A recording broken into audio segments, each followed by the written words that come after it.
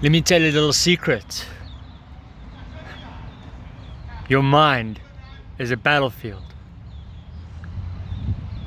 Be its commander, not its soldier. Don't give in to your own thoughts. Don't relent to your own decisions that you make, and then you make them without conviction, and then you slave away and you labor away at wondering if it was correct or not. You see, a lot of people are going to stand in your way, right? Because they're afraid of what you might become. Just become you. Become the fearless person that you set out to be. In fact, become the fearless person that I guarantee you can become. Therein lies a lot of fear in other people. And you squash that fear by squashing your doubt, your self-doubt about yourself.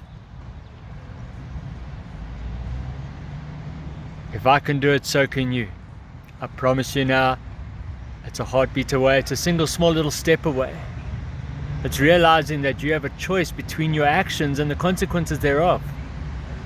And if you do every single answer that throws your way, if you do every single action out of love, right? Regardless on how tough you want to be, on how much position you want to try and show off in the marketplace, in the workplace, in your family life, regardless, you can do that out of love. And friendship and kindness. Come on. This place is beautiful. It's I actually don't know where it is. I think it's the Walter Sisulu Botanical Gardens.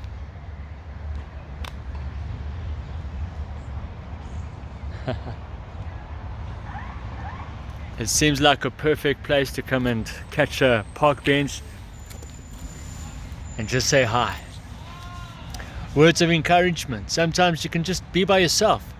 Take your own walk and encourage yourself. It doesn't have to be with a person, or it can be. It can be with 10 people. Take a group of you. Because the more that you share some of your personal stories and affirmations on life, and how you're run down by it or how it's picked you up, that's a communication that works. We went away for the weekend, a beautiful little trip down to Orby Gorge. Met up with some friends there on day 2, so we could just converse. And the best thing that actually happened is when all the wives are away, the gents can talk mano a mano, you know, get to talk your mind and speak your mind where you couldn't really do it. And the ladies do the same thing. The gossip channel. But you need to break away. You need to find a little bit of unbiased talk to get something off your chest, to let people know that, you know, they're in the same field as you. They're in the same position. They're going through the same thing. Because otherwise it's a very dark situation. You feel alone. You feel isolated. You feel left out, right? You feel that you can take it all by yourself, right? You can take it on, no problem. You're strong. But sometimes it's just good to be able to share. So I did that this weekend. It was good to get stuff off my chest, and I suggest you do the same too. I also found out coming back that it is the joy in the journey. We're starting to come back. We got turned around about half a kilometer up the road. An African on the side of the street was showing us that kind of clashing war symbol, you know, when you clash two arms together and across, you know, in front of your chest. And he was indicating that there's some trouble up ahead and people are throwing stones. So at the same time, our friends that were with us for the weekend also confirmed that they were throwing stones. So we got detoured. We had to turn right instead of left. And how many of you love a detour in your life, right? You want to get home, you're tired, you got another 200 kilometers ahead of you. You want to break the cycle. You just want to get to the place of rest and comfort. And so we turn right, we head on up towards Harding area, and then we take a little, kind of like a side road, another probably 50-kilometer district sand road. And lo and behold, we get stuck behind a tow truck towing a truck. So that was very slow. So when life throws more and more and more at you, it's testing your patience on a long journey. You know, the kids in the back of the car, are we there yet?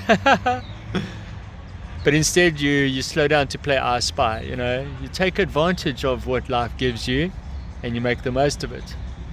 Needless to say, got back onto the highway, made it through, and although it was an extra 45-minute journey detour, it was safe and it was fun.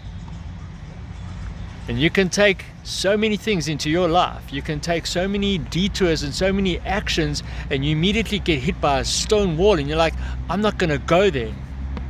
What am I going to do? Should we go through it? Should we drive carefully? Should we take this detour? Why? Why me? Why this detour? Why now? And in actual fact, you should be taking it with a smile and seeing what is left around you on left to right that you're supposed to look at. What of life's block are you supposed to be pulling up that handbrake and actually slowing right down so that you can realize something? You know what I mean? You're only ever going to find what you're seeking if you're not traveling at 120 k's an hour on that highway, right? The highway of life. Bullet speed. That's how I like to drive. But sometimes you need to take that 45 k's an hour slow over bumpy roads in order to achieve it. Be that commander. Be the commander of your mind. Okay, I promise you now, if anybody says life is not a battlefield, they've never played chess, and you've never played chess either. It is a battlefield, and you can command a victory. So powerful that people want to be on your side. Hell yeah. In fact, that usually starts with a smile. I'm going to leave you with that. Your smile is your passport. You can use it well. And this week coming up, this month coming up, be victorious. Conquer what you needed to conquer. Bye.